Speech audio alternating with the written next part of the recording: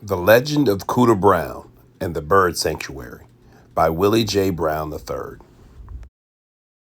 This book is dedicated to the memory of Dwight L. Lewis. Pappy and his friends decided the time was right for Cooter Brown and his friends to go hunting for snipes, an old family tradition to hunt an elusive little bird left out in the wilderness where strange noises are heard.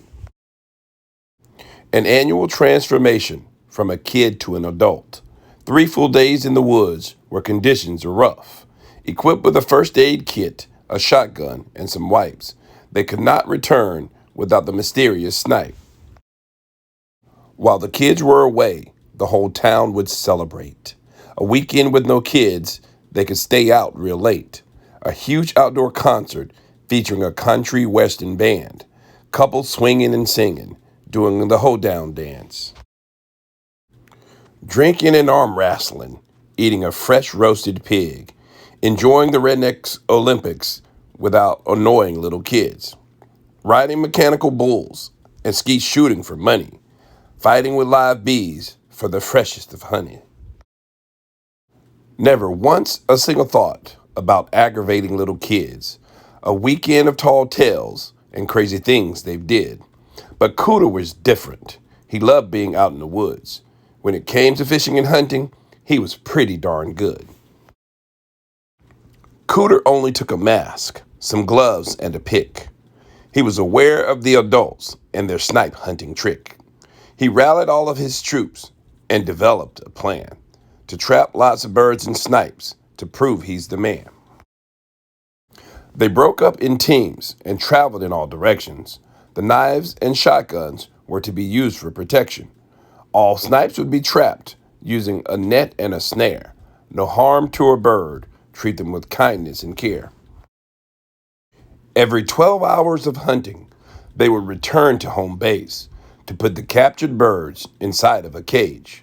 They traveled north and south. They traveled east and west. The kids were determined to accomplish this quest. They caught a chicken, a rooster, and a bunch of quails. They caught an eagle, a peacock with a colorful tail. They caught a buzzard and a turkey. They caught a wren and a loon. They caught the wise owl that was hooting at the moon. They caught a flamingo and a vulture. They caught an angry black hawk. They caught anything with feathers that could waddle or squawk. They caught a penguin, an ostrich, and a giant emu. They caught a flying squirrel that was lost and confused. They caught so many birds, they soon became enraged. Cooter Brown and his friend built a special bird cage. They caught ducks and a toucan with a colorful beak. They caught a swan and a condor that was trying to sleep. Out of nowhere, Cooter emerged with a smile so bright, carrying a bird cage filled with the elusive snipes. The kids returned to town, beaming with joy and pride. The adults were in disbelief with their jaws open wide. After just a few hours of hunting, all the kids returned home. A parade of birds behind them, the adults' minds were blown. Cooter and his friend soon joined the celebration. Catching a real snipe was a momentous occasion. History was made by Cooter in the month of January. A mysterious person stole animals from the bird sanctuary. With black gloves and a mask, the thief quietly broke in, then started passing birds over the fence to his friends. A reward was being offered for the birds' safe return.